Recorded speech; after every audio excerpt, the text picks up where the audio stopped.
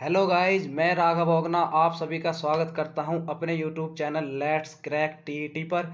उम्मीद करता हूं आप सभी अच्छे होंगे। तो चलिए सेशन शुरू करते हैं। आज हम पढ़ने जा रहे हैं जीन प्याजे एवं उनके सिद्धांत के बारे में। तो सबसे पहले जान लेते हैं कि जीन प्याजे कौन थे। जीन प्याजे जो थे स्विट्जरलैंड के मनोवैज्ञानिक थे। स्विट्जरलैंड के एक मनोचिकित्सक थे। स्विट्जरलैंड के मनोचिकित्सक थे। और कई बार एग्जाम में पूछा गया है कि बाल मनोविज्ञान के जनक किन्हें कहा जाता है या फिर बाल मनोविज्ञान का जनक कौन है। तो हम बता दें कि बाल मनोविज्ञान का जनक भी जीन प्याजे ही हैं। और जीन प्याजे ने सबसे इंटरेस्टिंग फैक्ट ये है इनके बारे में, जीन प्याजे ने अपने स्वयं स्वयं अपने खुद के बच्चों पर जो प्रयोग किए थे, अपने बच्चों पर इन्होंने प्रयोग किए थे। और इन्होंने जो सिद्धांत दिया है उसका नाम है संज्ञानात्मक विकास का सिद्धांत। संज्ञानात्मक विकास का सिद्धांत, आइए समझते हैं संज्ञानात्मक विकास का सिद्धांत क्या है, इसके अंदर इन्होंने क्या दिया है। एक एक चीज को बारीकी से समझेंगे। तो सबसे पहले जान लेते हैं कि संज्ञानात्मक का मतलब क्या होता है। संज्ञान है क्या? तो संज्ञानात्मक, जैसा कि हमें नाम से ही जाहिर हो रहा है कि संज्ञानात्मक का अर्थ है एक तरह का बौद्धिक विकास। संज्ञानात्मक को एक तरह से बोलते हैं बौद्धिक विकास। इसका ये एक शाब्दिक अर्थ कह लीजिए, बौद्धिक विकास, जिसके अंदर रीजनिंग, थिंकिंग, तर्क, समस्या का समाधान आदि सभी इंक्लूडेड हैं।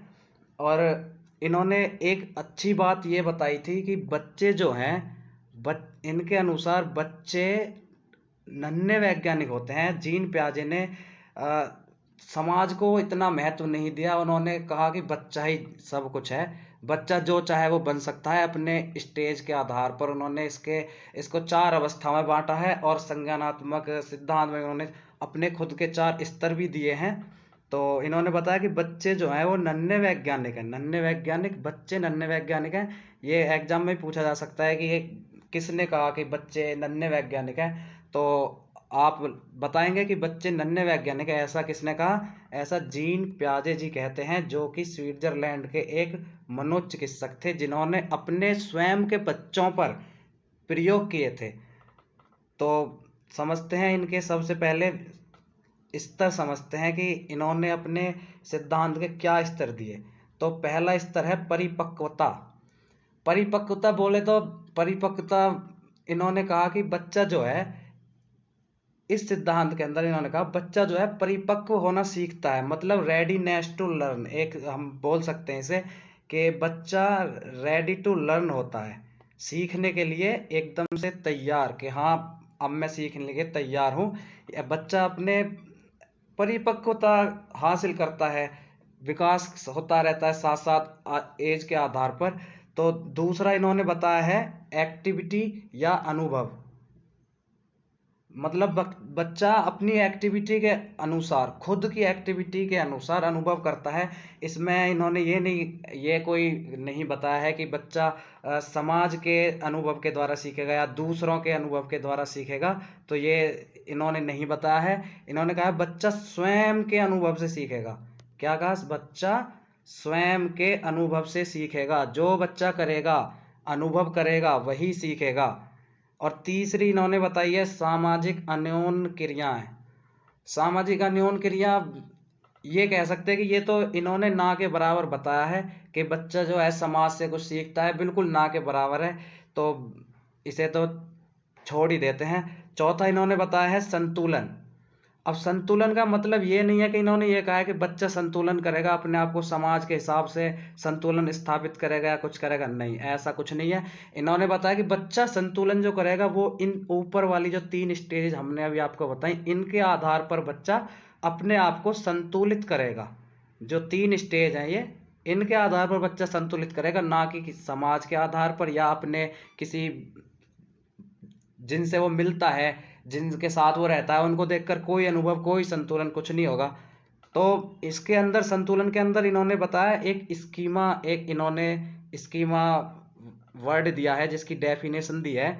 स्कीमा में इन्होंने बताया कि बच्चा जो है अपने व्यवहारिक जीवन में कार्य करने की क्रिया जो अपनाता है, मतलब जो बच्चा है, कोई भी बच्चा हो, अपने व्यवहारिक जीवन में कार्य करने की जो भी क्रिया अपनाएगा, जो भी क्रिया अपनाएगा, प्रक्रिया अपनाएगा, वो उसका स्कीमा कहलाता है। क्या कहलाता है? स्कीमा। तो अगर कभी भी एग्जाम में कुछ ऐसा पूछा जाए स्कीमा से रिलेटेड, तो आप बता सकते हैं कि अपने व्यवहारिक जीवन में कार्य करने की क्रिया को अपनाना, ना कि कार्य करना, कार्य करने की क्रिया को अपनाना क्या होता है? वो स्कीमा कहलाता है। तो स्कीमा समझ में आ गया? यहाँ तक कोई परेशानी? ओके, चलते हैं नेक्स्ट। तो अब देखते हैं संज्ञानात्मक विकास की अवस्थाएं। तो जीन पियाजे ने कितनी अवस्थाएं दी संज्ञानात्मक विकास की? जैसा कि आप देख पा रहे हैं 4 अवस्थाएं इन्होंने संज्ञानात्मक विकास की बताई हैं जीन पियाजे ने। तो पहली बताइए संवेदी गामक अवस्था, इंग्लिश में देख लीजिए सेंसरी मोटर। इसकी जो समय अवधि है, इन्होंने चारों अवस्था ये समय अवधि में एक आयु वर्ग के हिसाब से, समय अवधि नहीं कहेंगे, आयु वर्ग, जो एक आयु वर्ग के हिसाब से इन्होंने अपनी ये चारों अवस्थाओं को डिवाइड किया है। तो आयु वर्ग के हिसाब से डिवाइड किया संवेदी गामक अवस्था। अब संवेदी गामक अवस्था की आयु वर्ग क्या है? तो जन्म से लेकर, वैसे 0 से 2 लिखते हैं, लेकिन 0 लिखना यहाँ कोई नए से 0 लिखना इतना अच्छा नहीं लगता कि 0 से 2 वर्ष, तो हम लिखेंगे जन्म से 2 वर्ष, सॉरी, हम लिखेंगे सेंसरी मोटर जो है वो है जन्म से 2 वर्ष की अवस्था है सेंसरी मोटर, या फिर हम कहें संवेदी गामक अवस्था, ये जन्म से 2 वर्ष तक होती है। तो इनके बारे में भी डिटेल में आगे पढ़ेंगे, अभी हम आपको इनकी आयु वर्ग, एज लिमिट बता देते हैं।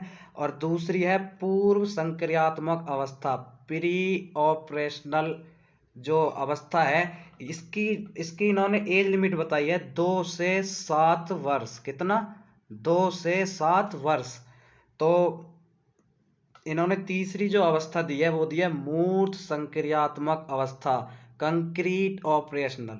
इसकी जो इन्होंने एज लिमिट दी है वो 7 से 12, कई बुकों में आपको 7 से 11 भी मिलेगा, लेकिन जो आयोग मानता है, जो भी एग्जाम हुए हैं सभी में 7 से 12 को एक स्टैंडर्ड माना गया, तो आप 7 से 12 लिखें, ना कि 7 से 11।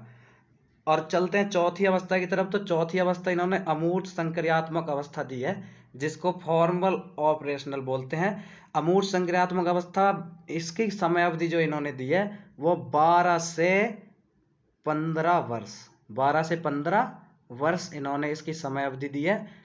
किसकी? अमूर्त संक्रियात्मक अवस्था की समय अवधि जो दी है इन्होंने 12 से 15 वर्ष दी है। अब इनको डिटेल में समझेंगे कि चारों अवस्थाएं क्या हैं, संवेदी गामक क्या है, पूर्व संक्रियात्मक क्या है, मूर्त संक्रियात्मक क्या है, अमूर्त संक्रियात्मक या औपचारिक बोलते हैं इसे, औपचारिक भी इसका दूसरा नाम है।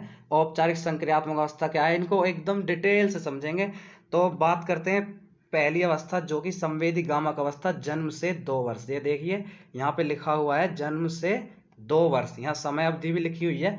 तो इसमें क्या है, बच्चा अपनी गामक क्रिया करता है, मतलब ऐसा नहीं है कि बच्चा पहले से सब कुछ जानता है। जन्म से 2 वर्ष का कितना छोटा बच्चा होगा, आप सोचो, जन्म से 2 वर्ष का एक छोटा सा बच्चा क्या करेगा? वो अपनी इंद्रियों का इस्तेमाल करता है, अपनी इंद्रियों के द्वारा, जैसे आंख है, कान है, नाक है, त्वचा है आदि, अपनी इंद्रियों के द्वारा वो कुछ क्रिया, छोटी छोटी क्रिया करना स्टार्ट करेगा। गामक क्रिया कौन सी करेगा? जैसे पकड़ना, अगर कोई छोटा बच्चा है, आप उसको पेन दो, रुपए दो, तो वो पकड़ लेता है, उंगली भी दो, उंगली भी पकड़ता है। खेलना, बच्चा छोटा सा बच्चा होता है, 0 जन्म से 2 वर्ष का बच्चा, तो सीधी सी बात है, छोटा बच्चा होगा, खेलने में ज्यादा पसंद, खेलना ज्यादा पसंद करता है। चूसना, ये एक इंटरेस्टिंग फैक्ट है। चूसना, जैसे कि छोटे बच्चे होते हैं, वो किसी भी कोई भी चीज उन्हें दो तो वो ऐसे अपने मुंह में डालते हैं और चूसना चूसना स्टार्ट करें। मान लो आपने उन्हें कोई पेन दी, कोई पेंसिल दी, तो वो सीधा उनके मुंह में ही जाएगी, वो ऐसे नहीं है कि उसको इस्तेमाल करके देखेंगे, कुछ करेंगे नहीं। और एक इसमें सबसे इंटरेस्टिंग है, जो कई बार एग्जाम में पूछा गया, सी टेट में भी और यूपी टेट का तो ये फेवरेट क्वेश्चन ही है, कि प्रकाश के प्रति सचेत किस अवस्था में, जीन पियाजे के अनुसार बच्चा प्रकाश के प्रति सचेत किस अवस्था में प्रकाश के प्रति सचेत होता है बच्चा? क्वेश्चन आता है, जीन पियाजे के अनुसार प्रकाश के प्रति सचेत बच्चा किस अवस्था में होता है? तो आप क्या लगाएंगे? संवेदी गामक अवस्था या संवेदी पेशीय अवस्था, जो 0 से 2 वर्ष या कहेंगे जन्म से 2 वर्ष के बीच होती है ये संवेदी गामक अवस्था। तो संवेदी गामक अवस्था समझ में आ गई।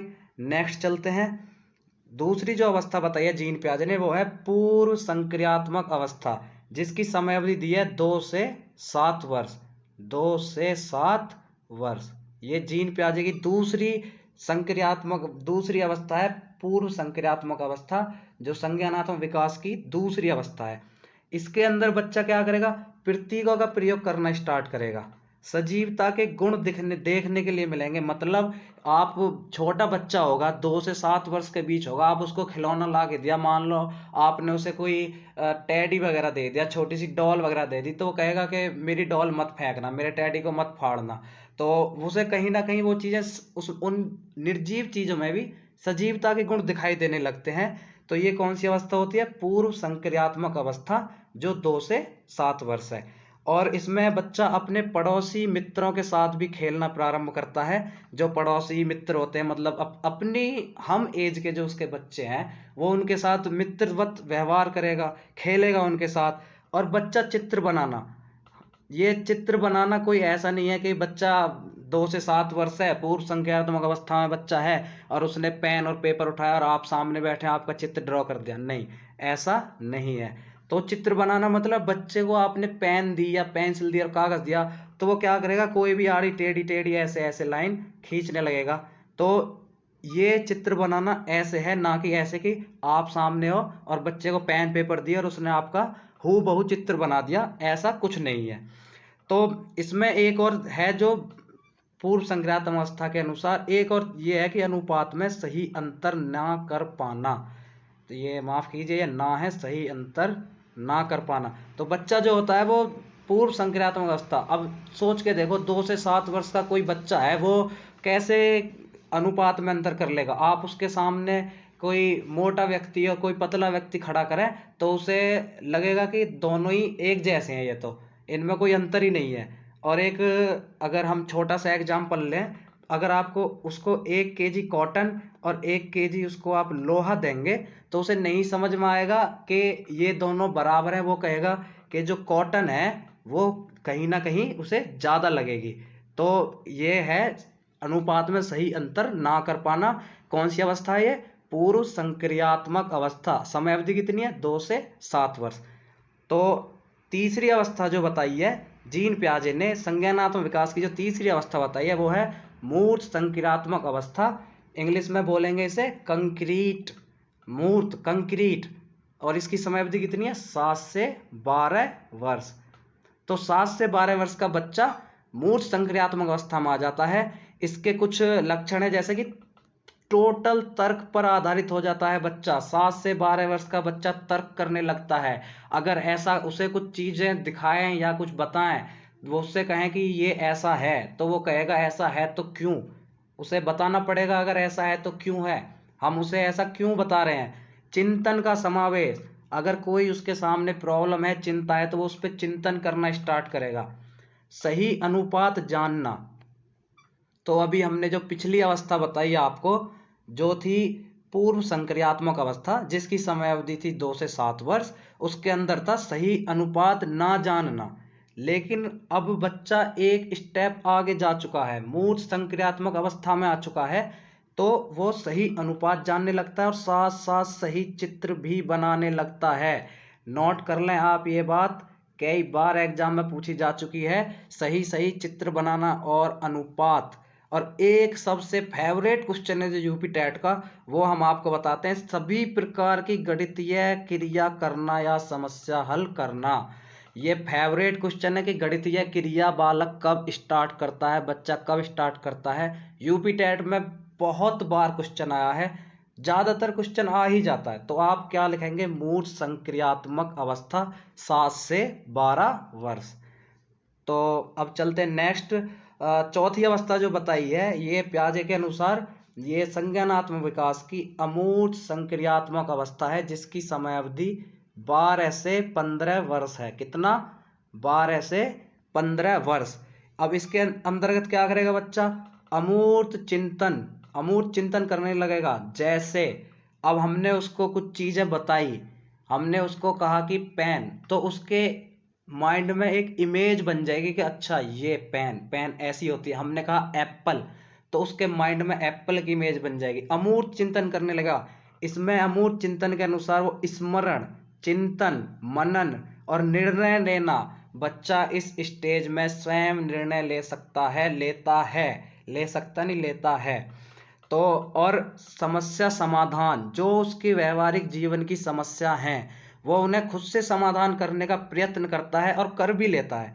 अंकों का प्रयोग ये कई बार पूछा जाता है, कई बार। ये एक बार यू टेट में पूछा गया, उत्तराखंड टेट में 2019 में पूछा गया ये, कि बच्चा अंकों का सही प्रयोग किस अवस्था में सीखता है। तो बच्चा अंकों का सही प्रयोग सीखता है अमूर्त संक्रियात्मक अवस्था, जीन पियाजे के अनुसार, जिसकी समय अवधि है 12 से 15 वर्ष। तो ये कुछ जीन पियाजे की 4 अवस्थाएं थी जो हमने आपको अभी डिस्क्राइब की हैं। उम्मीद करते हैं आपको अच्छे से समझ में आया होगा, वीडियो अच्छी लगी होगी। अगर वीडियो अच्छी लगी हो तो हमारे चैनल को सब्सक्राइब करें, लाइक करें, और हाँ कमेंट जरूर करें। कमेंट में ये बताएं कि कुछ अगर आपको कोई कमी लगी हो, वॉइस क्लियरिटी या वीडियो क्लियरिटी में कोई कमी हो तो प्लीज़ हमें ज़रूर बताएं। तब तक मिलते हैं अगली वीडियो में, तब तक के लिए राम राम, सत श्री अकाल, सलाम वालेकुम, जो भी आप कनेक्ट कर पाएँ। धन्यवाद।